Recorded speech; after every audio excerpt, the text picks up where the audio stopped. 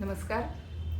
आज मैं आपके सम्मुख एक बहुत ही गहन विषय रखना चाहती हूँ, जिसका शीर्षक मैंने रखा है भारतीय संस्कृति के पहचान चिन्ह।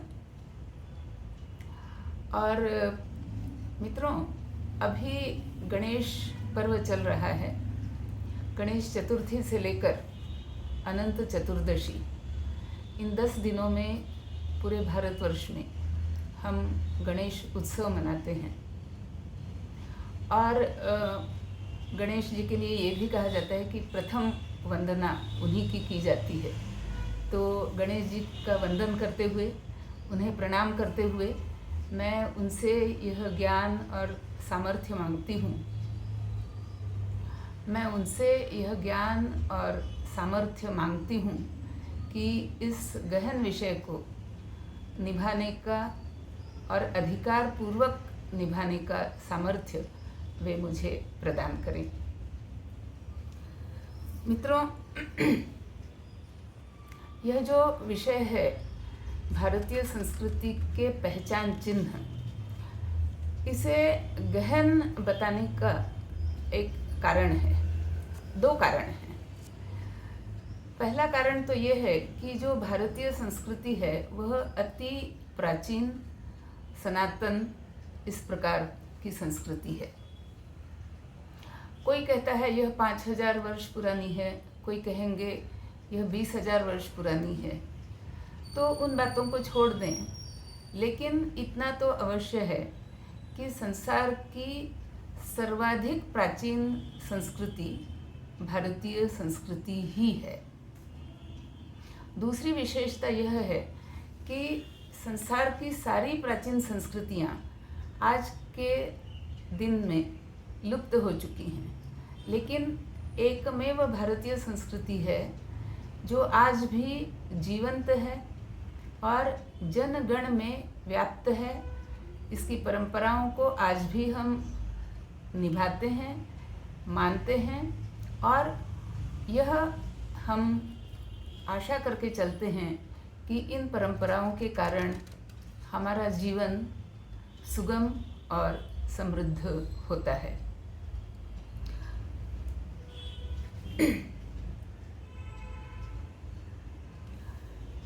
मित्रों, जिस प्रकार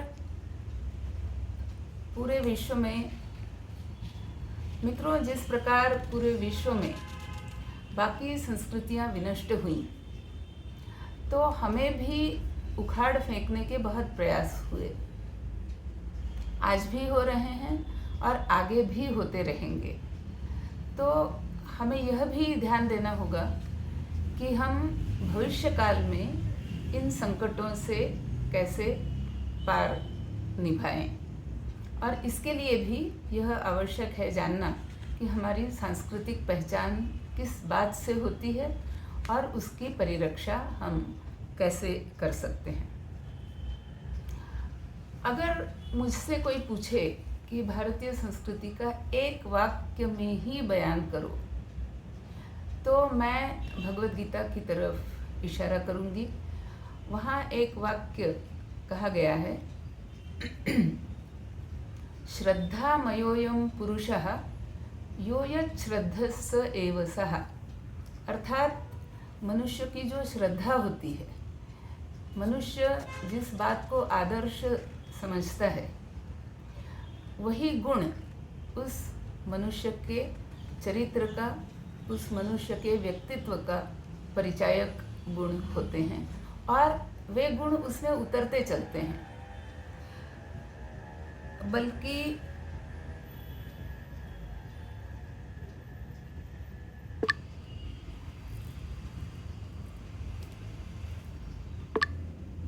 तो मनुष्य की श्रद्धा वही उसे बनाती है, वही उसके व्यक्तित्व को बनाती है।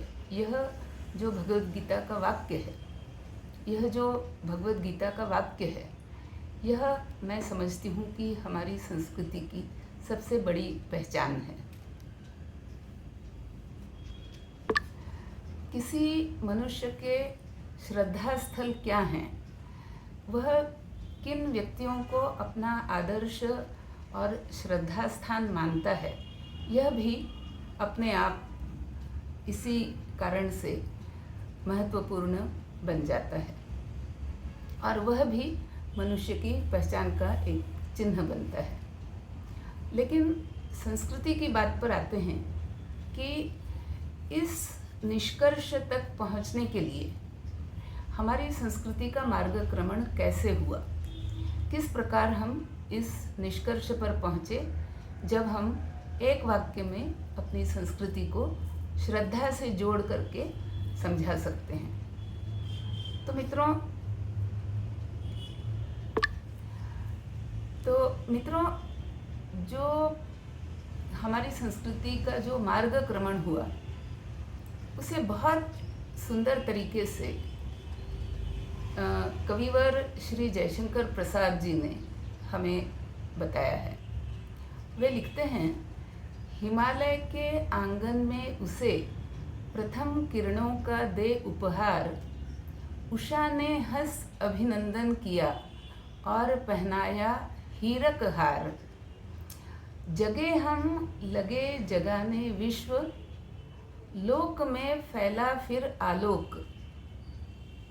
व्योम तम पुंज हुआ तब नाश, अखिल संस्कृति हो उठी अशोक। तो ये जो 4 पंक्तियां हैं, इनमें हमें ऐसे कई छोटे छोटे मुद्दे, छोटे छोटे बिंदु मिलेंगे जो हमारी संस्कृति के मार्गक्रमण को बताते हैं कि कैसे हमारी संस्कृति का उन्नयन हुआ, उत्कर्ष हुआ। इस कविता को हम छोटे छोटे पदों में विभाजित करके देखते हैं कि इस कविता के छोटे छोटे पदों पर अगर हम ध्यान दें तो क्या हमें समझ में आता है। कवि कहते हैं हिमालय के आंगन में, अर्थात पूरे हिमालय को हमने भारतीय संस्कृति के साथ जोड़ा हुआ है। यह हिमालय जो पूरब से पश्चिम तक अति विस्तार के साथ फैला हुआ है और इसका प्रांगण है वह भूमि जो हिमालय से उतर करके दक्षिण दिशा में समुद्र तक पहुंचती है, वह पूरा इस हिमालय का प्रांगण है। तो यह पूरा भूभाग भी हमारी संस्कृति का परिचायक है।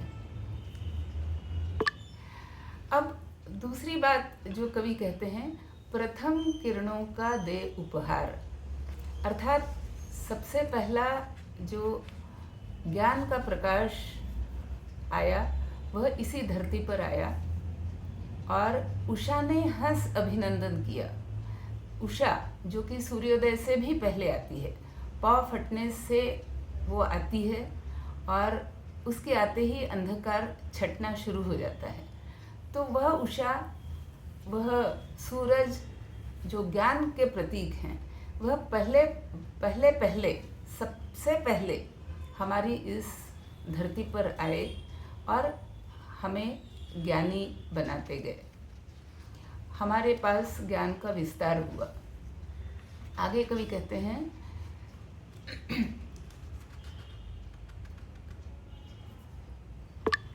इस ज्ञान को कवि ने हीरक कण या हीरक हार की उपमा दी है, अर्थात छोटे छोटे कणों के माध्यम से, छोटे छोटे हीरों के माध्यम से हम अपना ज्ञान संग्रहित करते गए और इस तरह हम आगे बढ़ते गए।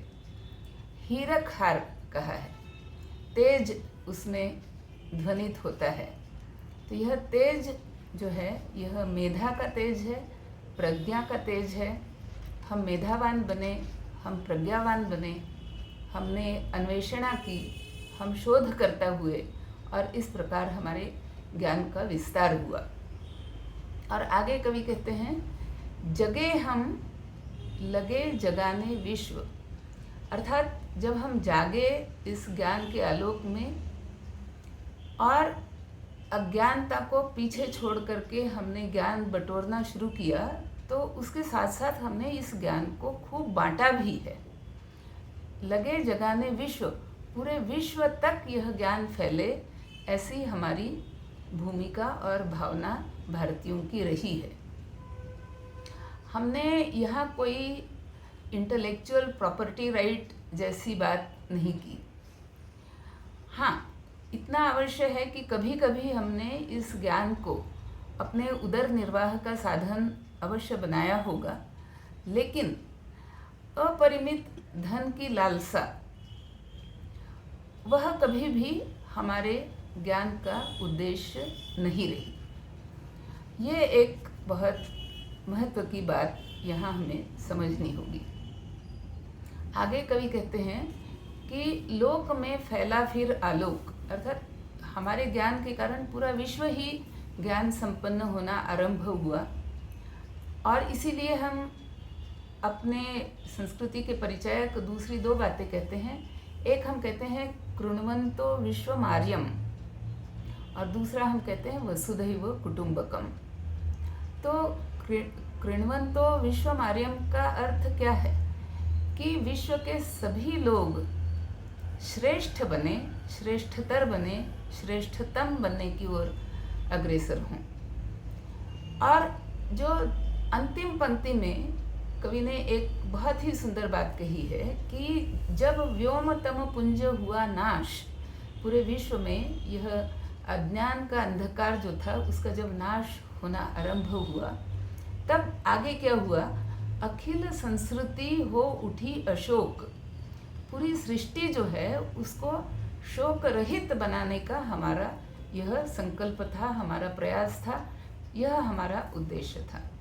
अर्थात हमने जो ज्ञान का विस्तार किया वह किसी सत्ता की लालसा के लिए नहीं किया, वरन अखिल विश्व को शोक रहित बनाना, विश्व का कल्याण हो, विश्व का मंगल हो, पूरा विश्व अशोक हो, शोक रहित हो, यह हमारी कामना रही।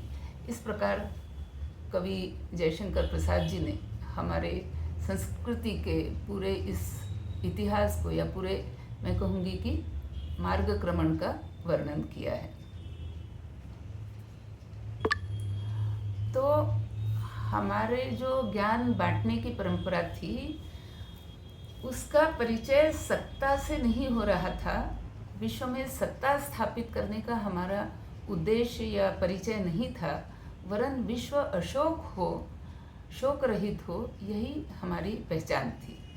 और इसी का एक सुंदर उदाहरण हम राम राज्य के संकल्पना में हम पाते हैं कि राम राज्य में जो प्रभु सत्ता थी, जो राजा की सत्ता थी, वह संपूर्णतया लोक कल्याण के लिए थी।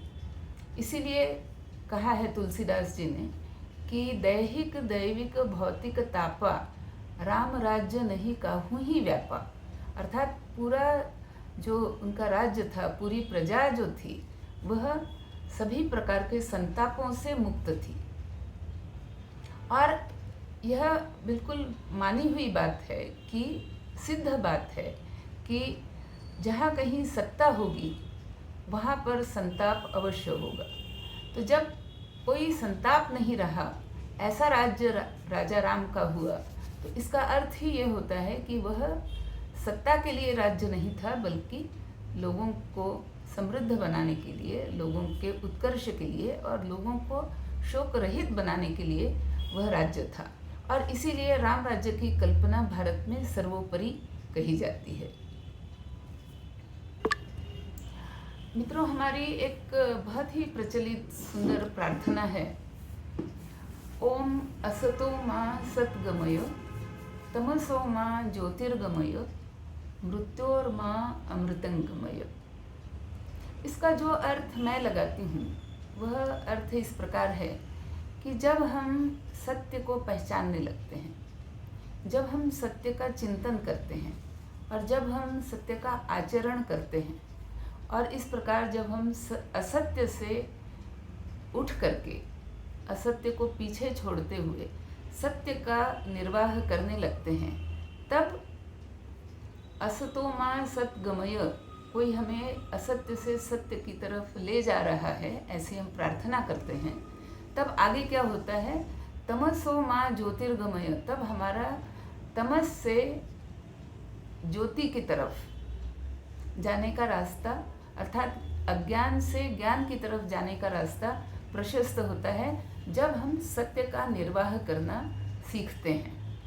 और यह ज्ञान जो है वह इस दूर तक हमें ले चलता है, इतना अपरिमित ज्ञान हम पा सकते हैं कि जो ज्ञान हमें अंततः अमृतत्व की तरफ भी ले जा सकता है। और इसीलिए तीसरी पंक्ति में मृत्योर्मा अमृतंगमय जो कहा गया, तो वहाँ इसका मतलब ही ये है कि ज्ञान से हम अमृतत्व तक हम पहुँच सकते हैं। और यह ज्ञान सबको मिले, यह अमृतत्व भी सबको मिले, इसीलिए हमारी कामना अशोक विश्व की या एक कल्याणकारी विश्व की रही है। मित्रों, हमारी इस प्रार्थना में एक बड़ा ही कृतज्ञता का भाव हमें दिखाई पड़ता है, और यही भाव हमें ऋग्वेद की पहली पंक्ति में भी दिखाई पड़ता है। ऋग्वेद जो कि संसार का सबसे पहला साहित्य कहा जाएगा, उसकी पहली पंक्ति कहती है अग्नि मीणे पुरोहितम, अर्थात अग्नि से प्रार्थना की गई है कि हे अग्नि, तुम हमारे लिए पुरोहित बनो, हितकर्ता बनो, हमें रास्ता दिखाओ, हमारे रास्ते को निष्कंटक बनाओ और हमें उस रास्ते पर आगे अग्रसर होने के लिए हमारी सहायता करो। तो इस प्रार्थना में भी एक कृतज्ञता का भाव है, और यह जो कृतज्ञता का भाव है यह भी हमारे लिए या हमारी संस्कृति के लिए एक बहुत बड़ी पहचान का यह भाव है। इसीलिए तो मित्रों, मैं मानती हूँ कि हमारी संस्कृति के उत्थान का जो मार्ग था वह इस कृतज्ञता के भाव से आरंभ होता है। अब मनुष्य ने देखा, भारतीयों ने देखा कि सृष्टि में कौन कौन है जो हमें अपने जीवन यापन के लिए सहायता करते हैं, कौन है जो हमारा पोषण करता है, भरण पोषण करता है, सृजन करता है, ऐसी क्या क्या चीज़ें हैं, क्या क्या वस्तुएं हैं। तो फिर वे सारे ही हमारे लिए आदरणीय हो गए। इसमें फिर हमारी पृथ्वी है, जल है, पर्जन्य है, समुद्र है, अग्नि है, वृक्ष भी हैं, और सारा चराचर जो प्राणी सृष्टि है वह सारी प्राणी सृष्टि भी हमारे लिए सहायक है। हिमालय पर्वत है, नदियां हैं, ये सारे के सारे हमें पोषण देते हैं, इसलिए हमारे लिए आदरणीय हैं और हमें इनके प्रति कृतज्ञता व्यक्त करनी है, इनके प्रति हमें श्रद्धा भी इसीलिए रखनी है। तो यह कृतज्ञता और श्रद्धा का भाव जो हमारे सम्मुख उदित हुआ, यह हमारी संस्कृति की और हमारे मनुष्यत्व की पहली पहचान बनी, ऐसा मैं मानती हूँ। और इस कृतज्ञता में एक परिमाण हम और जोड़ते हैं, एक आयाम और जोड़ते हैं, और वह आयाम यह है कि हम जब अपने विचारों की प्रगल्भता के बाद उन विचारों को व्यवहार में उतारने का प्रयास करते हैं, तब हमें अपने आसपास कई अन्य वस्तुओं की, कई अन्य लोगों की आवश्यकता होती है जो हमारे सहायक होते हैं। यह सहायता तो जो चीज़ें हमारी सहायक बनती हैं उसमें हमारे पूर्वजों का जो संचित ज्ञान है वह भी एक आयाम है, हमारे आसपास के लोगों की जो कार्यकुशलता है वह भी एक आयाम है, उनकी सज्जनता और उनकी सहायता करने की प्रवृत्ति, ये सारे ही जब इकट्ठे होते हैं और हमारे विचारों को व्यवहार में उतारने के लिए हमारे साथ साझेदारी करते हैं, तब चल करके वह विचार प्रत्यक्ष व्यवहार में उतरता है और उससे समृद्धि की प्राप्ति होती है। और इसीलिए उन सभी के प्रति कृतज्ञता व्यक्त करना, उनकी जो भी सहायता हमें मिली, चाहे वह छोटी हो या बड़ी हो, उसका सम्मान रखना और उसका स्मरण रखना यह आवश्यक हो जाता है। तो साझेदारी के लिए कृतज्ञता के साथ साथ एक श्रद्धा का भाव, और श्रद्धा के साथ साथ उन सबों को अपने विचारों में, अपने कार्य व्यवहार में, अपनी सफलता में सहायक मानना और साझेदार भी मानना। इसी को भगवद गीता में यज्ञ कहा गया है। और तीसरे अध्याय में बहुत सुंदर तरीके से यज्ञ की इस प्रकार व्याख्या की गई है कि यज्ञ क्या है। यह एक सामाजिक आयोजन है और उसका प्रयत्न यही है कि मैंने जो भी कमाया, जो भी अर्जित किया, उसे मैं समाज को दुगुना चौगुने स्वरूप में लौटाऊं। और इसीलिए जब मैं यज्ञ करती हूँ तब यह अपेक्षा की जाती है कि जो मेरा प्राप्तव्य है, जो मेरा अर्जित है, उसे मैं समाज में भर भर के बांटूं, उसे यज्ञ के प्रसाद के रूप में सारे लोग ग्रहण करें, और जो बचा खुचा थोड़ा सा हिस्सा बाकी रह जाए वह मेरे लिए प्रसाद बने और मैं केवल उतना ही प्रसाद रूप में ग्रहण करूं। और भगवद गीता ने ये कहा है कि जो इस प्रकार से यज्ञ करते हैं वे पुण्य के भागी होते हैं, लेकिन जो इस प्रकार यज्ञ नहीं करते और पूरे समाज को, पूरी सृष्टि को उसके हिस्से का ऋण दुगुना चौगुना वापस लौटाए बिना ही जो केवल स्वयं के उपभोग के लिए अपनी अर्जित बात को रखता है, वह चोरी करता है, वह पाप करता है।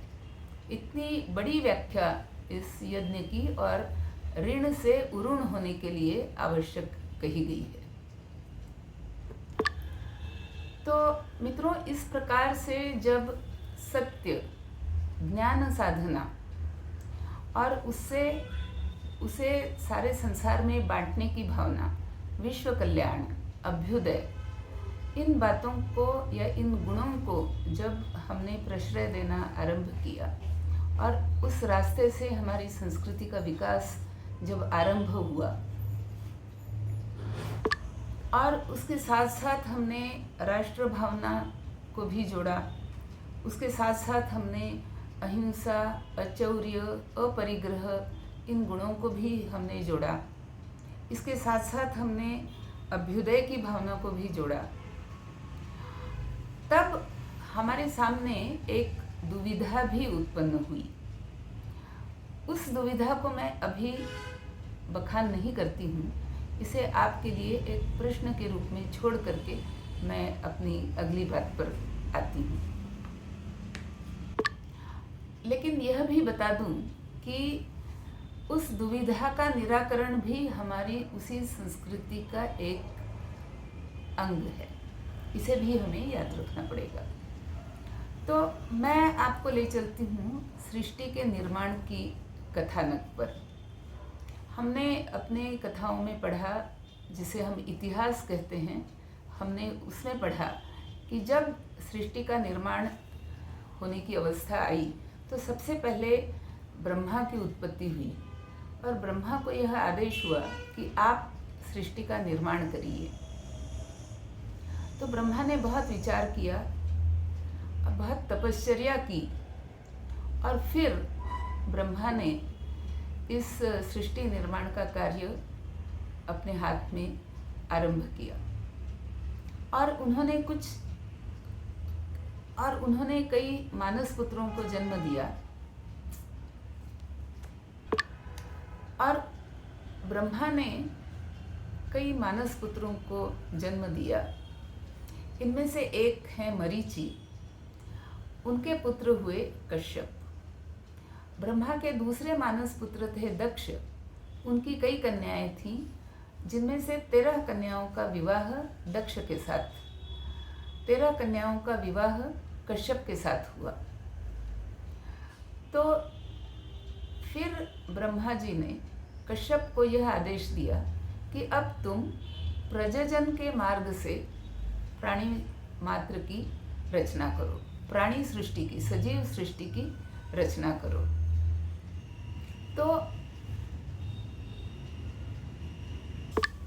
तो ब्रह्मा जी ने कश्यप को आदेश दिया कि आप प्रजनन के मार्ग से प्राणी सृष्टि की रचना करिए। अब कश्यप की जो 13 पत्नियां थीं, दक्ष कन्याएं, उनमें सबसे बड़ी का नाम था अदिति। और इस अदिति के 12 पुत्र हुए जिन्हें आदित्य कहा जाता है। इन्हीं आदित्यों में सूर्य भी हैं, इंद्र भी है और विष्णु भी है। अदिति से छोटी जो दूसरी बहन थी उसका नाम था दिति। दिति के पुत्रों को दैत्य कहा जाता है। और एक छोटी बहन और थी जिसका नाम था दनु, उसके पुत्रों को दानव कहा जाता है। और प्रायः दैत्य और दानव सदा इकट्ठे होकर के वे रहे। तो दैत्यों में अर्थात दिति के 2 पुत्र हुए जिन्होंने पूरी पृथ्वी पर अपनी सत्ता स्थापन की। उनके नाम थे हिरण्याक्ष और हिरण्यकशिपु। तो हिरण्याक्ष ने जो पृथ्वी पर अपनी सत्ता स्थापन की और एक उन्मत्तता के साथ, एक अत्याचार की भावना से उसने पृथ्वी पर राज्य करना आरंभ किया। तो फिर उसके वध के लिए विष्णु को आगे आना पड़ा। और वध से पहले हिरण्याक्ष ने पूरी पृथ्वी को समुद्र में डुबो दिया था। तो उसका वध करने के बाद विष्णु ने वराह का अवतार लेकर के पृथ्वी को समुद्र से ऊपर निकाला, उद्धार किया, ऐसी हम कथा पढ़ते हैं। जो दूसरा भाई था हिरण्यकशिपु, वह भी बड़ा ही सामर्थ्यशाली सम्राट था और उसे भी अपनी सत्ता का मद था, वह भी मदोन्मत्त था। उसका भी संहार विष्णु ने किया। तो यह कथा हमें क्या बताती है कि देखा जाए तो एक ही ब्रह्मा का वंश। और मित्रों, एक तरह से यह कहा जा सकता है कि विष्णु और हिरण्याक्ष का युद्ध, यह शायद सर्वप्रथम आदि देवासुर संग्राम था। लेकिन जब हम इन दोनों को देखते हैं, विष्णु और हिरण्याक्ष या विष्णु और हिरण्यकशिपु, तो हम क्या देखते हैं कि दोनों का वंश एक ही है। ब्रह्मा जी से यह वंश उत्पन्न हुआ। दोनों के पिता एक ही हैं, कश्यप ऋषि, और दोनों की माताएं भी सगी बहनें हैं। तो वंश एक है, कुल परंपरा एक है, कुल के संस्कार एक हैं। ज्ञान भी करीब करीब एक ही तरह से दोनों के पास है।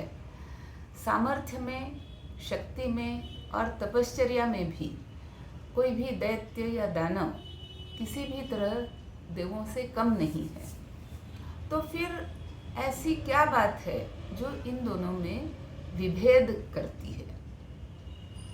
और यह हम मानते हैं या हमारे इतिहास में यह वर्णन है कि यह जो अंतर है, यह अंतर है उनकी प्रवृत्तियों का अंतर। एक हम कहते हैं दैवी प्रवृत्ति और एक को हम कहते हैं आसुरी प्रवृत्ति।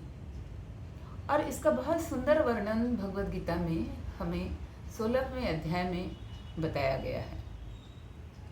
वहाँ आसुरी संपत्ति का वर्णन इस प्रकार है कि जो दंभ से युक्त है, अहंकार, ईर्ष्या, जलन, दूसरे पर सत्ता हथियाने की एक प्रवृत्ति, क्रोध, निर्दयता और अकारण किसी से वैमनस्य करना, ये सारे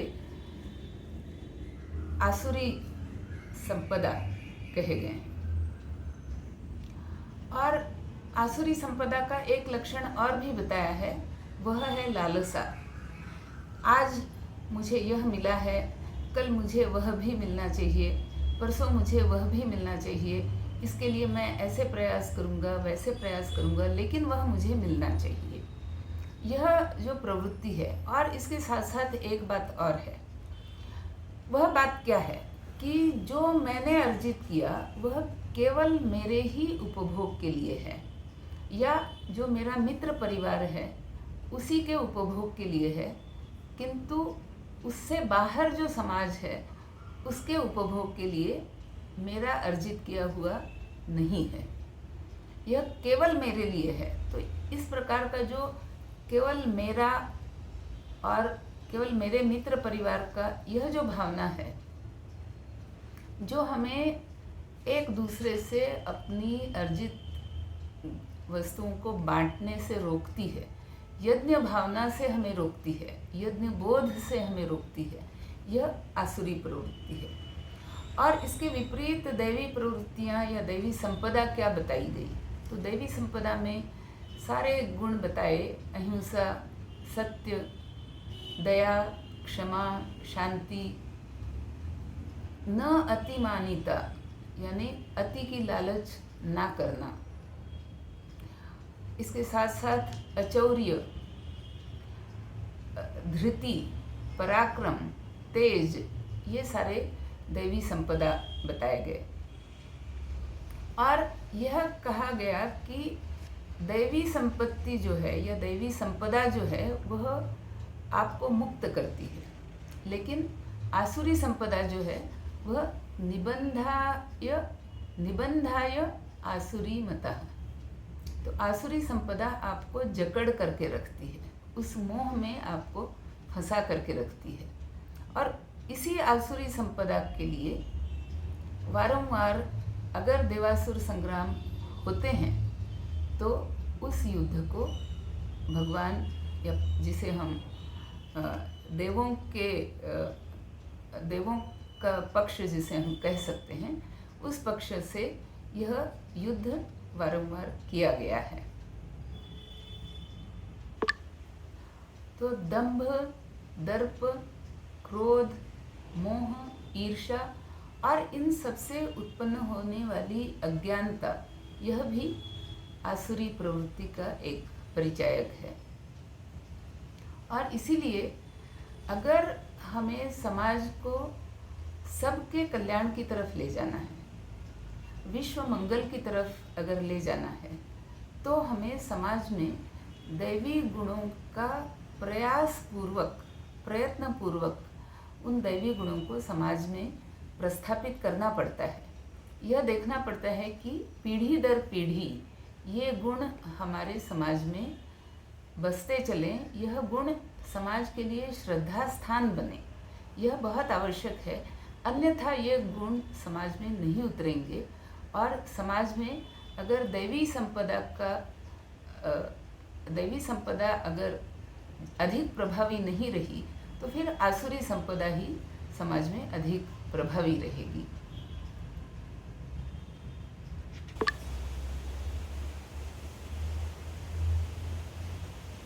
और जब समाज में दैवी संपदाओं को या दैवी गुणों को, दैवी प्रवृत्तियों को उतारना होता है, तो समाज को सहिष्णु और सर्वसमावेशक भी बनाना पड़ता है।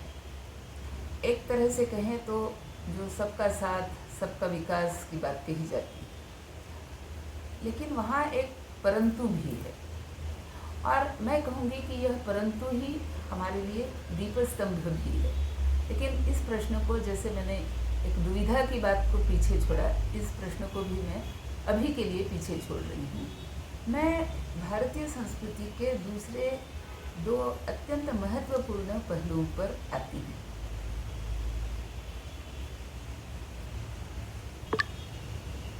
सामान्यतया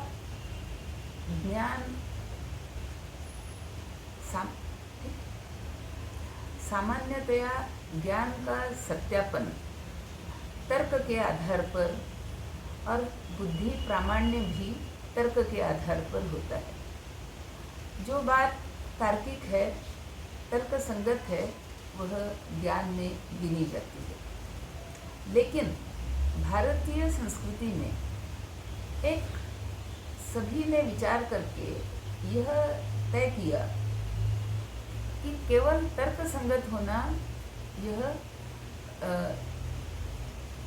इतना ही काफ़ी नहीं है। इसके साथ साथ अधिक जो बात महत्वपूर्ण है, इसके साथ साथ एक दूसरी महत्व की बात है, और वह है कि आपकी अनुभूति में क्या उतरा। तो अनुभूति को हमारे यहाँ एक सत्यापन का प्रमाण स्वीकार किया गया। यह भी मैं कहूँगी कि भारतीय संस्कृति की एक विशेषता है। और सत्यापन के लिए अनुभूति का प्रयोग या अनुभूति की आवश्यकता इसलिए है कि अनुभूति के कारण ही कोई भी बात, कोई भी ज्ञान आपके भाव विश्व में उतरता है। आपके अंतर्मन तक वह भाव और वे संवेदनाएं पहुंचती हैं, तब उसकी अनुभूति होती है। जब हम किसी विचार से प्रभावित होकर, किसी वाक्य से प्रभावित होकर, किसी कल्पना से प्रभावित होकर हम अपने शरीर में रोमांच महसूस करते हैं, तब हम जानते हैं कि वह बात हमारे भाव विश्व तक या हमारे अंतर्मन की संवेदनाओं तक पहुंची है। तो ज्ञान की प्राप्ति के लिए यह एक बहुत ही आवश्यक सीढ़ी हमारी संस्कृति ने बताई है कि आपकी अनुभूति तक क्या बात पहुंचती है, कौन सा विचार है जो वहाँ तक आप ले जा सकते हैं। तो अनुभूति के आधार से हमारे ऋषि मुनियों ने जाना कि सबसे आदरणीय, सर्वप्रथम आदरणीय हमारी प्रकृति है, उसके संसाधन हैं। लेकिन जब विचारों को हमने और आगे बढ़ाया, एक अगली सीढ़ी पर लेकर के गए, तब हमने एक इस प्रकृति के नियामक, एक सर्वशक्तिमान, सर्वव्यापी, सर्वज्ञ परमेश्वर की भी संकल्पना की, जो इस सृष्टि का निर्माता है, इसका पालन करता भी है। और फिर हमारा जो आदर का स्थान है वह प्रकृति के साथ साथ परमेश्वर भी हमारे लिए आदर का एक स्थान बना, जब हम विचारों में थोड़ा और ऊंचा या आगे पहुँचे। जो भारत में जो सबसे पहला दर्शन या तत्वज्ञान उदित हुआ वह था सांख्य दर्शन। और इस दर्शन में दुखों से निवृत्ति के लिए जो उपाय बताया गया वह था कि सृष्टि के रहस्य को, सृष्टि की रचना को पहचानो। यह पहली आवश्यकता थी। और इस रचना में हमें समझाया गया है कि सृष्टि के पास एक तरफ त्रिगुण हैं, सत्व रज तम, ये तीन गुण हैं, और दूसरी तरफ हैं पंचमहाभूत। इन दोनों के ही एकत्रित व्यवहार से सृष्टि के सारे कार्यकलाप चलते हैं। और प्राणी मात्र में पंचमहाभूतों के प्रतिनिधि के रूप में हमारी 5 ज्ञानेंद्रियां हैं। तो जो भी हम अपने आसपास की बातों को समझते हैं या उनके प्रति हम ज्ञानी होते हैं, तो वह इन ज्ञानेंद्रियों की सहायता से हम होते हैं। तो सांख्य दर्शन के अनुसार त्रिगुणों की पहचान से और त्रिगुणों के माध्यम से हम अपने ज्ञानेंद्रियों की जो विषय वस्तुएं हैं उनसे निवृत्ति पा सकते हैं। अब ये ज्ञानेंद्रियों की विषय वस्तु क्या होती है? तो जैसे आँख है हमारी ज्ञानेंद्रिय, उसकी विषय वस्तु है सारे दृश्य। कान की विषय वस्तु है जो ध्वनि हम सुनते हैं। नाक की विषय वस्तु है गंध। जीभ की विषय वस्तु है स्वाद या रस, और त्वचा की विषय वस्तु है स्पर्श। तो इनके माध्यम से हम बाहरी सृष्टि को, बाहरी दुनिया को हम जानते हैं। लेकिन इनसे जब हम अपने आप को निवृत्त करते हैं और इसके लिए त्रिगुणों का सहारा लेते हुए हम अपने आप को निवृत्त करते हैं, तो उससे दुख की निवृत्ति भी होती है, ऐसा सांख्य दर्शन है। और इसे अनीश्वरवादी इसलिए कहा गया क्योंकि इस पूरे दर्शन में कहीं भी ईश्वर की बात नहीं कही गई। लेकिन इसके कुछ अंतराल के बाद जब हमारे विचार थोड़े और आगे बढ़े, या कहूँ कि अनुभूतियाँ थोड़ी और आगे बढ़ी, तब हमारे पास एक दूसरा दर्शन इसी भूमि में उत्पन्न हुआ, और वह था पतंजलि मुनि का बताया हुआ पातंजल योग दर्शन। उसमें पतंजलि मुनि ने ये कहा कि सांख्य के जो भी दार्शनिक हैं उनकी सारी बातें स्वीकार्य हैं, लेकिन अगर इसमें हम ईश्वर प्रणिधान को भी साथ में जोड़ते हैं, ईश्वर के प्रति श्रद्धा रखते हुए अगर हम ये सारी मनोनिग्रह या समाधि अवस्था या एकाग्र होना, ये सारी बात हम करते हैं, तो हम अधिक वेग से, अधिक शीघ्रता से हम अपने उस मंतव्य तक पहुंच सकते हैं। और इसीलिए पतंजलि के योग शास्त्र को ईश्वरवादी कहा जाता है। और इस ईश्वर की परिकल्पना किस तरह से की है कि वह सर्वव्यापी है वगैरह वगैरह, लेकिन वह अति दूर भी है, और उसे अगर हमें अति निकट लाना है तो हमें अपने मन को और बुद्धि को विषय वस्तुओं से हटा करके एकाग्र करना पड़ेगा। तो फिर जब उस एकाग्रता को हम पा लेते हैं, तब वही जो दूरस्थ परमेश्वर है या जो ईश्वरी शक्ति है, वह सन्निकट आ जाती है। उसका वर्णन ईशावास्य उपनिषद में बहुत सुंदर कहा गया है कि तद दूरे तद वंतिकई, मतलब वह दूर भी है और वही निकट भी आ जाता है। स्थल और काल के सारे जो आयाम हैं उनसे परे होकर के वह एक ही साथ हमें, हमसे दूर होते हुए भी हमें सन्निकटता उसकी प्राप्त होती है, सान्निध्य प्राप्त होता है, और यह वेग पूर्वक हो, इसीलिए ईश्वर की आवश्यकता है, ईश्वर की उपासना की आवश्यकता है। तो इस प्रकार एक उपासना का तत्व भारत भूमि में यह एक दर्शन या यह तत्वज्ञान भारत भूमि में उत्पन्न हुआ। और जब हमारी अनुभूतियों की प्रगल्भता और आगे बढ़ी, या मैं कहूँ कि विचारों ने और ज्ञान ने एक ऊंची छलांग लगाई, तब हम निर्गुण उपासना से आगे चलते हुए सगुण उपासना की तरफ हमारा प्रवास आरंभ हुआ।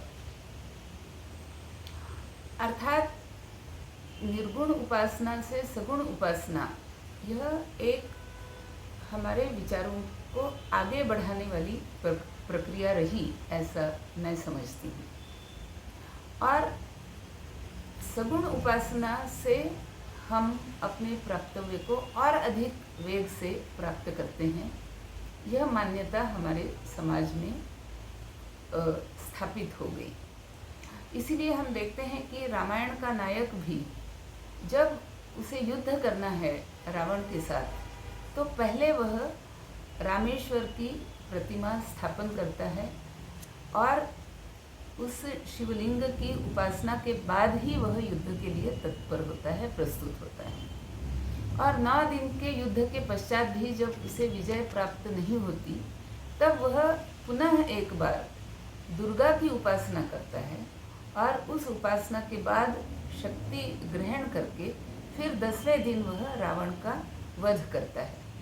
तो सगुण उपासना की यह विशेषता कही जाएगी कि हम जिस भी किसी की उपासना करेंगे, उससे हम ऊर्जा या शक्ति, उसके गुण हम प्राप्त करते हैं।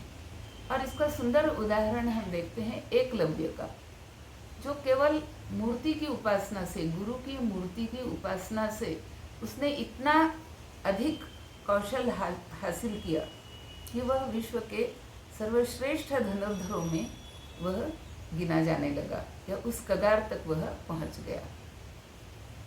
तो जब सगुण उपासना की बात आती है तो हम देखते हैं कि सगुण उपासना के जो आरंभिक काल में इसके जो उद्गाता हुए वे थे नारद मुनि, व्यास, शुकदेव और हमारे सारे जो संत महात्मा हुए, वे सारे इस सगुण उपासना के उद्गाता रहे।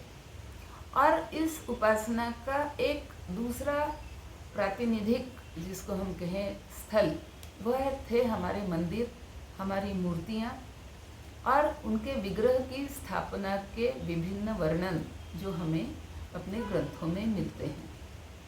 मंदिर का गर्भगृह के अंदर होने वाले मंत्रोच्चारण और उसमें शक्ति का संचय होना, और मंदिर में जाने के बाद उस शक्ति से हमें भी शक्ति प्राप्त होना, ये सारे ऐसे आयाम हैं जो केवल अनुभूति के स्तर पर ही समझे जा सकते हैं, और वह भी केवल वही लोग समझेंगे जो इसका अभ्यास करते हैं।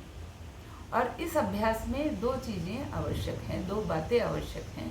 पहली बात कि गुरु का होना इसमें बहुत अधिक सहायक होता है। हम तो ये कहते हैं कि गुरु बिना ज्ञान नहीं हो सकता, तो ज्ञान को प्राप्त करने के लिए हमें गुरु की आवश्यकता होती है।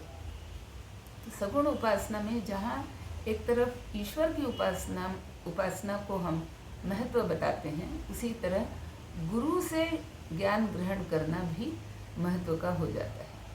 और इसके लिए हमें चाहिए होती है श्रद्धा।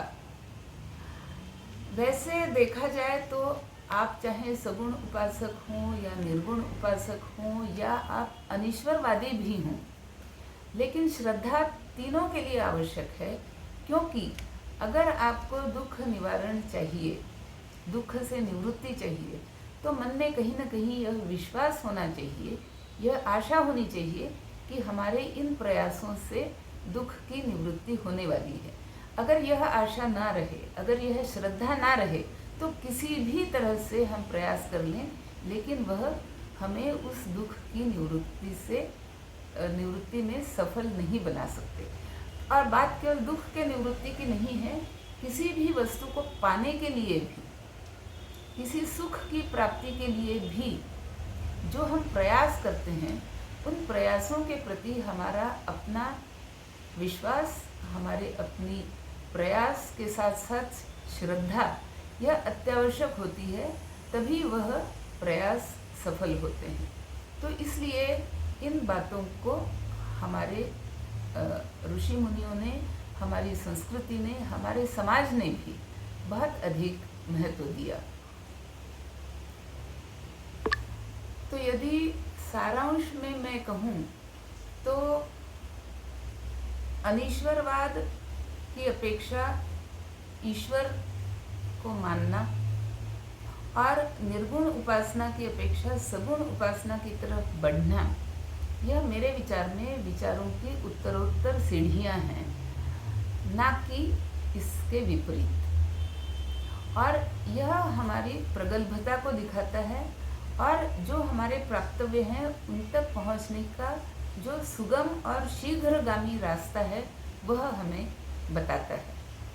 तो जो हम सगुण उपासना करते हैं, जब हम मूर्ति पूजा करते हैं, जब हम अपने श्रद्धा स्थलों का निर्माण करते हैं, या हमारे श्रद्धा के स्थानों का, श्रद्धा के व्यक्तियों का हम आदर सम्मान करते हैं, तो यह कोई हमारे लिए गंवारपन या पिछड़ापन नहीं है, बल्कि यह हमारे लिए एक अभिमान का विषय है। और इस विषय वस्तु को, इस अभिमान के जो हमारे श्रद्धा स्थल है, इनके प्रति हमें हमेशा सजग रहना पड़ेगा। सम्मान तो करना ही है, पर यह भी देखना होगा कि यह सम्मान समाज में बना रहे, बरकरार रहे। तो समाज को अगर हमने अपनी आने वाली पीढ़ियों को इन बातों के साथ नहीं जोड़ा, इन बातों को नहीं समझाया, तो वह जो संबल निर्माण हुआ वह संबल ही टूट जाएगा। अगर हम विश्व की तरफ देखें तो आज भी विश्व में लोग या तो अनीश्वरवादी हैं या निर्गुण उपासक हैं, यानी वो अभी विचारों की उस छोटी ही सीढ़ी पर है। मेरे विचार से अभी तक उस दूसरे पड़ाव पे वो नहीं पहुँचे जहाँ हमने दूसरे पड़ाव को छू लिया है। लेकिन इसका अर्थ ये नहीं हुआ कि वे हमारे श्रद्धा स्थलों का अपमान कर सकते हैं। तो जिस दुविधा की बात मैंने कही या जो परंतु की बात मैंने कही, मैं अब उस पर आती हूँ कि जब हमारा मंतव्य या हमारा लक्ष्य यही है कि पूरे समाज में दैवी संपदा बनी रहे, दैवी गुण बने रहें और पूरा समाज उन गुणों से प्रभावित होकर के, उन गुणों से उत्साहित होकर के अपनी समृद्धि की तरफ बढ़ता रहे, यह यदि हमारा लक्ष्य है तो हमें वहाँ उस समाज में उपस्थित होने वाली जो छोटी छोटी स्थलों पर छोटे छोटे अंश में जो आसुरी प्रवृत्तियाँ उत्पन्न हो रही हैं उनका निराकरण हमें करना होगा। और उसके लिए यदि युद्ध करना पड़े तो वह युद्ध भी करना होगा। हमारे किसी भी श्रद्धा के जो स्थल हैं, श्रद्धा के व्यक्ति हैं, श्रद्धा के जो हमारी देवताएं हैं, उनमें से अगर हम उनके चरित्र को देखते हैं तो चाहे वह राम हो, चाहे कृष्ण हो, विष्णु हो, शिव हो, दुर्गा हो, गणेश हो, कोई भी हो, पर इन्होंने कहीं भी जहाँ आसुरी संपदा को उन्होंने बढ़ते देखा वहाँ पर उसे रोकने का और उसे युद्ध में पराजित करने का ही निश्चय किया और उसे निभाया भी है। तो आसुरी संपदा को बढ़ने ना देना और जहाँ पर उसका अधिक प्रभाव दिखे वहाँ पर पराक्रम पूर्वक उसे जीतना, यह भी हमारी संस्कृति की प्रसार के लिए और विश्व मंगल के लिए अत्यावश्यक है। अगर ऐसा नहीं हुआ और अगर आसुरी प्रवृत्तियाँ बढ़ीं तो आसुरी प्रवृत्तियाँ सदा ही लूट की तरफ, सत्ता की तरफ और सत्ता के माध्यम से दूसरों को दुख पहुँचाने की तरफ हमें ले चलती हैं। तो वह विश्व कल्याण का मार्ग नहीं है। इस बात को हमें समझने की आवश्यकता है। और इसी कारण से हम देखते हैं कि भगवद गीता में भी अर्जुन को यही कहा गया कि तुम्हें यह युद्ध इसलिए लड़ना है क्योंकि यह धर्म की स्थापना के लिए है। तो कृष्ण ने न केवल स्वयं असुरों से लड़ाई की या आसुरी प्रवृत्तियों से लड़ाई की, बल्कि उसने अर्जुन को भी उस युद्ध से मुंह नहीं मोड़ने दिया। तो इस घटना को या मैं कहूँ कि इस संदेश को हमें हमेशा स्मरण में रखना होगा। मित्रों, अंत में मैं एक अलग प्रकार की बात कह करके अपनी बात को समाप्त करना चाहती हूँ। आप सबको पता होगा कि जो यह सृष्टि में या हमारी पृथ्वी पर जो कई केमिकल्स या केमिकल एलिमेंट्स हम पाते हैं, उसमें एक एलिमेंट है जिसका नाम है सिलिकॉन, जो कि बहुतायत से बालू में हमें प्राप्त होता है। तो इस सिलिकॉन की एक बहुत ही पतली परत, जिसे बहुत ही अधिक शुद्धता प्रदान की गई है, अति शुद्ध एक परत बनाई गई है, वह परत हमारे लिए एक बेस का काम करती है। और उस अतिशुद्ध परत पर एक अत्यंत सूक्ष्म अशुद्धि की परत चढ़ाई जाती है। तो उनके संयोग से उस संयोग में, उस संयुक्त स्थिति में इलेक्ट्रॉन्स का प्रवाह आरंभ होता है, एक छोटी विद्युत धारा बहने लगती है और वह विद्युत धारा कमाल के काम करती है। आज हम जितनी भी इलेक्ट्रॉनिक्स के विषय में प्रगति देखते हैं, उन सब के पीछे यह अति शुद्ध सिलिकॉन की परत और अति सूक्ष्म अशुद्धि की परत, यह संयोग, ये जो संयोग हम कहेंगे, वह उस सारी इलेक्ट्रॉनिक प्रगति के पीछे यही संयोग है। तो जब अत्यल्प अवस्था में अशुद्धि हो तब वह कमाल के काम कर सकती है। और यह परत वैज्ञानिकों ने पाया कि अगर इस परत को हम मोटा बनाते हैं तो जो चिप निर्माण होती है उस चिप की शक्ति या उस चिप से होने वाले काम थोड़े से क्रूड होते हैं।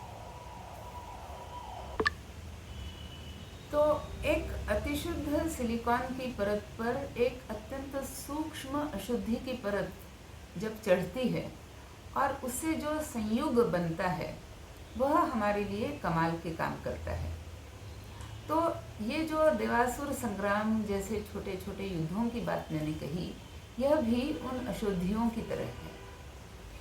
अगर पूरे समाज को हमें अतिशुद्ध बनाए रखना है और उस पर जब हमें दया, क्षमा, शांति, अहिंसा, करुणा, तो देवासुर संग्रामों के जैसे जो छोटे छोटे युद्ध हमें लड़ने पड़ते हैं वे भी उन अशुद्धियों की तरह हैं।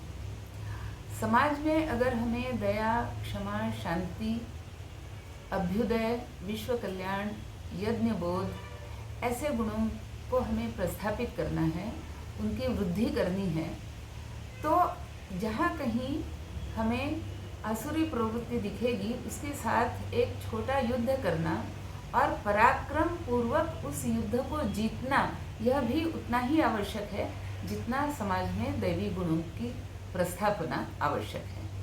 तो यह बात अगर हम ध्यान में नहीं रखें, अगर हम इस बात को नहीं समझें, तो कई बार लोगों के मन में यह भ्रम पैदा होता है कि हम तो अहिंसा के पुजारी हैं, हमें तो विश्व में कल्याण प्रस्थापित करना है, विश्व में मांगल्य की प्रस्थापना हमारा लक्ष्य है, विश्व में शांति की प्रस्थापना हमारा लक्ष्य है, तो फिर हम युद्ध कैसे करें। जैसे अर्जुन ने कहा कि मैं शस्त्र कैसे उठाऊं। तो इस भ्रम से हमें निकलना होगा और हमें यह समझना पड़ेगा कि एक अत्यंत व्यापक मंगलमय सृष्टि के लिए कहीं अगर हमें थोड़े से युद्ध करने पड़े तो वह भी उस सिलिकॉन की अतिशुद्ध परत पर चढ़ी हुई जो सूक्ष्म अशुद्धि की परत है उसकी तरह है। इस युद्ध को हम कितना सूक्ष्म रख सकते हैं वह हमारे प्रगति का द्योतक होगा, लेकिन इस युद्ध को हम शून्य नहीं कर सकते, यह भी हमें याद रखना पड़ेगा। और इसीलिए ऐसे युद्ध की सज्जता भी हमारी संस्कृति का एक महत्वपूर्ण भाग है, भले ही वह हमारे लिए सांस्कृतिक पहचान ना होती हो। वैसे मैं तो ये मानती हूँ कि वह भी हमारे लिए सांस्कृतिक पहचान ही है। तो मित्रों, मैं फिर एक बार याद दिलाऊं कि गणेश पर्व चल रहा है। गणेश को विघ्नहर्ता भी कहते हैं, अर्थात विघ्नों का निवारण, वह विघ्नों का निवारक है। तो जो ऐसे हमें अपनी संस्कृति के श्रद्धा स्थलों को बचाने के लिए जो हम पर विघ्न आएंगे, उन विघ्नों को हरण करने की शक्ति, सामर्थ्य, बुद्धि, ज्ञान और उसके साथ साथ यह जो दैवी संपत्तियों के प्रसार की भावना को हमें साथ लेकर के चलना है, इसका स्मरण, ये सारा हमें वह विघ्नहर्ता गणेश दे। इसलिए फिर एक बार गणेश जी की वंदना करके मैं अपनी बात को समाप्त करती हूँ। नमस्कार, वंदे मातरम।